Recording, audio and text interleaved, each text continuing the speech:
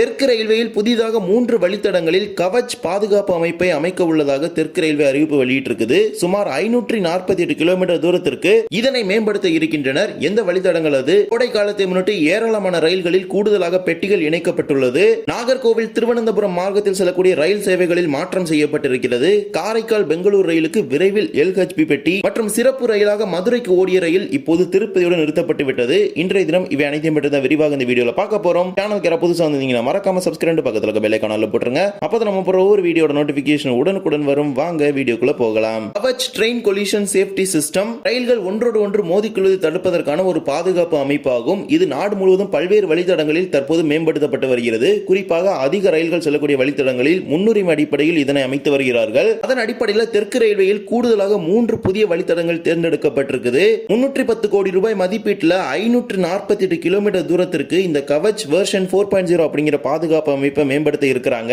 Salem railway கோட்டத்தின் கீழே ஜோலார்பேட்டையிலிருந்து ஈரோடு வரையிலும், சென்னை கோட்டத்தின் கீழே சென்னை கடற்கரையிலிருந்து தாம்பரம் வழியாக செங்கல்பட்டு வரை 160 கிலோமீட்டர் தூரத்திற்கும், பாலக்காடு கோட்டத்தின் கீழ் ஷோரனூரிலிருந்து மங்களூர் வரை 308 கிலோமீட்டர் தூரத்திற்கும் என இந்த 3 வழித்தடங்கள்ல கவச் பாதுகாப்பு அமைப்பை மேம்படுத்த இருக்கிறாங்க.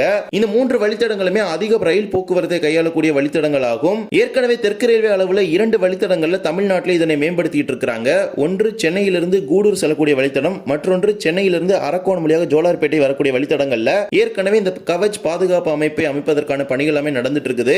தெற்கு ரயில்வே அளவில் மொத்தமாக 2216 கிலோமீட்டர் தூர அளவிற்கு இந்த கவச் பாதுகாப்பு அமைப்பை அமைப்பதற்கான பணிகளை தற்போது துவங்கி நடைபெற்று வருகிறது. ஒரு சில பணிகளுக்கு தற்போது ஒப்புதல் கொடுத்திருக்கிறாங்க. இந்த கவச் 4.0 சிஸ்டத்தை பொறுத்த வரைக்கும் ரயில்களை 160 கிலோமீட்டர் வேகம் வரை இயக்குவதற்கு ஒரு வாய்ப்பாக அமைக்கப்படும். மேலும் ரயில்களின் விபத்துகளை தவிர்ப்பதற்கு மிகவும் ஒரு பயனுள்ள ஒன்றாக இருந்து வருகிறது. ரயில்கள் ஒன்றோடு ஒன்று மோதிக்கொள்ளக்கூடிய ஒரு நிகழ்வு என்பது ஏற்படாது. இந்திய ரயில்வேயோட ஒரு பாதுகாப்பு அமைப்பாக இப்போது இந்த கவச் சிஸ்டம் பார்க்கப்படுது. அது ஒவ்வொரு வழித்தடங்களில் தற்போது மேம்படுத்திட்டு இருக்காங்க. இப்போது நம்ம தெற்கு ரயில்வேக்கு வந்திருக்குது. இதே போலவே கோடை காலத்தை முன்னிட்டு தெற்கு ரயில்வே சார்பாக இயக்கப்படும் குறிப்பிட்ட ரயில்களில் கூடுதல் பெட்டிகளை அடுத்த 3 மாத காலத்திற்கு இணைக்கப் போவதாக அறிவிப்பு வெளியிட்டிருக்கிறாங்க.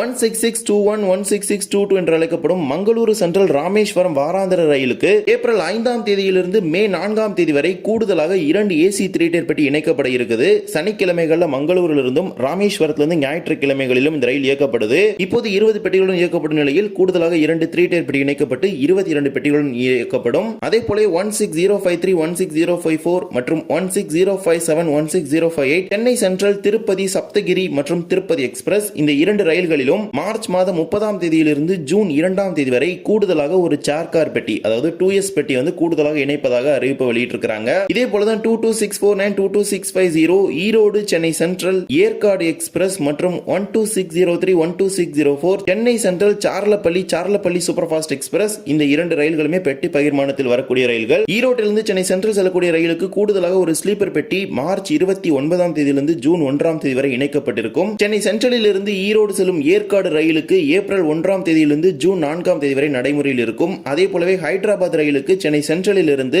மார்ச் 30ஆம் தேதியிலிருந்து ஜூன் 2ஆம் தேதி வரையிலும், சார்லப்பள்ளியிலிருந்து மார்ச் 31ஆம் தேதியிலிருந்து ஜூன் 3ஆம் தேதி வரையிலும் கூடுதலாக ஒரு ஸ்லீப்பர் பெட்டி நடைமுறையில் இருக்கும் அப்படிங்கறத தெரிவிச்சிருக்காங்க. இது மட்டுமல்லாமல் வாரம் 2 நாட்கள் இயங்கும் Chennai central Thiruvananthapuram super fast ரயிலுக்கும் கூடுதலாக 2 AC 3 tier வகையிலான பெட்டி வருகின்ற ஜூன் மாதம் வரை இணைக்கப்படுகிறது. தற்காலிகமாக இந்த பெட்டிகளை கோடை காலத்தை மட்டும் இணைப்பதாக தெரிவிச்சிருக்காங்க.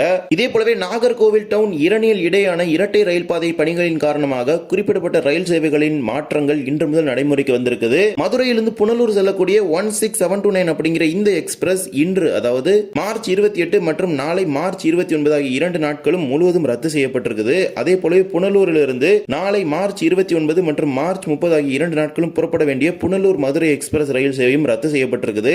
அதே போல மார்ச் 30 திங்கட்கிழமை அன்று திருச்சியிலிருந்து திருவனந்தபுரம் செல்லக்கூடிய இன்டர்சிட்டி ரயில் திருநெல்வேலி வரை மட்டுமே இயங்க இருக்கிறது. மீண்டும் திருநெல்வேலியில் புறப்பட்டு திருச்சிக்கு வர இருக்கிறது. திருச்சி திருவனந்தபுரம் இன்டர்சிட்டி ரயில் திருநெல்வேலி திருவனந்தபுரம் ரத்து செய்யப்படும் வருகின்ற திங்கட்கிழமை அன்று பகுதியாக. இதே போலவே நாளை மார்ச் 29 திருநெல்வேலியிலிருந்து புறப்பட வேண்டிய பிலாஸ்பூர் எக்ஸ்பிரஸ் ரயில், இதே போலவே இன்று இரவு முடிந்து நாளை துவங்கக்கூடிய மார்ச் 29 திருநெல்வேலி பிலாஸ்பூர் ரயிலானது திருநெல்வேலி கொல்லமடை மாற்றுப்பாதையில் இயக்கப்படும். கூடுதல் நிறுத்தங்கள் தென்காசி, செங்கோட்டை, புனலூர் ஆகிய நிறுத்தங்கள் வழங்கப்பட்டிருக்குது. அதே போலவே திருநெல்வேலியிலிருந்து ஜாம்நகர் செல்லக்கூடிய ரயில் வருகின்ற மார்ச் 30ஆம் தேதி திருநெல்வேலியிலிருந்து புறப்படும். அந்த ரயிலும் திருநெல்வேலி கொல்லமடை மாற்றுப்பாதையில் இயக்கப்பட இருக்குது. கூடுதல் நிறுத்தங்கள் தென்காசி, செங்கோட்டை, புனலூர் ஆகிய 3 நிலையங்களில் வழங்கப்பட்டிருக்குது.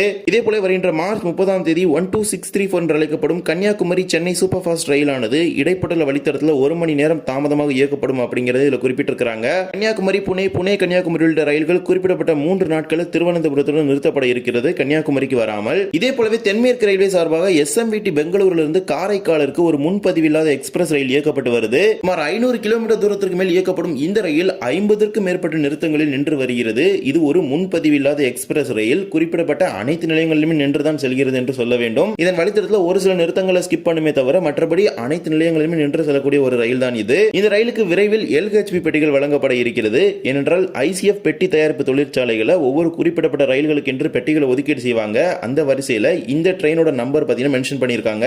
SWR என்று அழைக்கப்படும் சவுத் வெஸ்டர்ன் ரயில்வே கீழ 16529 அப்படிங்கிற இந்த காரைக்கால் பெங்களூர் காரைக்கால் ரயிலுக்கு இந்த LHB பெட்டி, அதாவது LS அப்படின்னு போட்டிருக்காங்க பாத்தீங்களா, அதாவது அது வந்து அண்டர் சர்வ் கம்பார்ட்மெண்ட். LHB பார்த்தீங்கன்னா LN மென்ஷன் பண்ணுவாங்க. அந்த கோச்சை பார்த்தீங்கன்னா இந்த ட்ரெயினுக்கு அப்படின்னு அலர்ட் பண்ணியிருக்காங்க. 500 கிலோமீட்டருக்கு மேல் பயணிக்கக்கூடிய ஒரு ரயிலுக்கு கண்டிப்பாக LHB பெட்டி தேவைப்படும் தானே, அதனால தான் இந்த ரயிலுக்கும் LHB பெட்டி கொடுத்திருக்காங்க. அளவுல 2 ரேக் தயாரானவுடன் இது நடைமுறைக்கு வரும் என பெரிதும் எதிர்பார்க்கப்படுது. மேபி இது கூட ஏதாவது ரேக் ஷேரிங் ட்ரெயின் வந்துச்சுன்னா அதுவும் LHB கொடுத்த பிறகு தான் அலர்ட் பண்றதுக்கான ஒரு சான்சஸ் இருக்குது. இப்போதைக்கு பெட்டி தயாரித்து இந்த ரயிலுக்கு அப்படின்னு கொடுத்திருக்காங்க. அதை எந்த ரயிலுக்கு பயன்படுத்த போறாங்க அப்படிங்கறத அவங்க சவுத் வெஸ்டர்ன் ரயில்ல தான் முடிவு எடுக்கணும். மோஸ்ட் ப்ராபபிலி இன்னும் ஒரு சில மாதங்கள்ல இந்த காரைக்கால் பெங்களூர் ரயிலுக்கும் LHB பெட்டி வந்துவிடும். என்றால் நீண்ட தூர பயணத்திற்கு LHB பெட்டி இல்லாமல் இயக்குவது என்பது சாத்தியமில்லாத ஒன்றுதான். அதன் அடிப்படையில் இந்த ரயிலுக்கு தற்போது முன்னுரிமை அடிப்படையில் சவுத் வெஸ்டர்ன் ரயில்வே கீழ வருது. இதே போல சிறப்பு ரயிலாக ஓகாவிலிருந்து மதுரைக்கு ஒரு சிறப்பு ரயிலானது கடந்த ஒரு வருஷத்துக்கு முன்னாடி பாத்தீங்கன்னா ஒரு ஸ்பெஷல் ட்ரெயின் கண்டினியூஸா ரன் ஆயிட்டு இருந்துச்சு. இடையில ஸ்டாப் பண்ணி வச்சிருந்தாங்க. மறுபடியும் கிட்டத்தட்ட ஒரு 1 மந்த் பாத்தீங்கன்னா அகைன் ஆபரேட் பண்ணாங்க. அது ஒரு ஸ்பெஷல் ட்ரெயினா. இப்போ அந்த ட்ரெயினை ரெகுலரைஸ் பண்ணிருக்காங்க. ஆனா அந்த ட்ரெயின் மதுரைக்கு வரப்போறது கிடையாது. 0952009519 அப்படிங்கிற நம்பர்ல ஓகால இருந்து மதுரைக்கு ஒரு வீக்லி ஸ்பெஷல் ட்ரெயின் ரன் ஆயிட்டு இருந்துச்சு. அந்த ட்ரெயினை 1955919560 அப்படிங்கிற நம்பர்ல ஓகா திருப்பதி எக்ஸ்பிரஸ் ரயிலாக மாற்றுவதற்கு ரயில்வே வாரியம் ஒப்புதல் வழங்கி இருக்குது. எனவே இந்த ரயில் இனிமேல் காட்பாடி, திருவண்ணாமலை, விழுப்புரம், திருச்சி, திண்டுக்கல், மதுரை இந்த மாதிரி ரீஜனுக்குலாம் வராது. ஓகா டு திருப்பதி எக்ஸ்பிரஸா சவுத் சென்ட்ரல் ரயில்வேயோட அந்த ஜோன் முடியறதோட அப்படி ஸ்டாப் பண்ணிட்டாங்க. SRக்குள்ள இந்த ட்ரெயின் வரல. இதே போல திருச்சியில இருந்து அகமதாபாத்துக்கு ஒரு ஸ்பெஷல் ட்ரெயின் ரன் ஆயிட்டு இருக்கு. அந்த ட்ரெயினை பாத்தீங்கன்னா டிசம்பர் எண்ட், அதாவது 2026 டிசம்பர் எண்ட் வரைக்கும் இன்னும் ஒரு வருஷத்துக்கு எக்ஸ்டெண்ட் பண்ணிட்டாங்க. இந்த ஸ்பெஷல் ட்ரெயின் ரெகுலரைஸ் ஆகும்போது திருப்பதி வரைக்கும் தான் ரன் ஆக போகுது. இப்போதைக்கு இந்த ஸ்பெஷல் ட்ரெயின் ஓடவும் கிடையாது. ஏன்னா அதை ஒரு 1 மந்த் ரன் பண்ணாங்க, அதோட ஸ்டாப் பண்ணிட்டாங்க. ஓகா டு திருப்பதி எக்ஸ்பிரஸா மாத்திட்டாங்க. இனிமேல் ஓகா டு மதுரை எல்லாம் கிடையாது. இந்த ஒரு வீடியோல இந்த வீடியோ பிடிச்சதா மறக்காம like and share and subscribe, பக்கத்துல பெல் ஐகான் போட்டுருங்க. அப்ப நம்ம போற ஒரு வீடியோட நோட்டிபிகேஷன் உடனுக்குடன் வரும். இன்னொரு வீடியோ சந்திக்கலாம். தேங்க்ஸ் ஃபார் வாட்சிங்.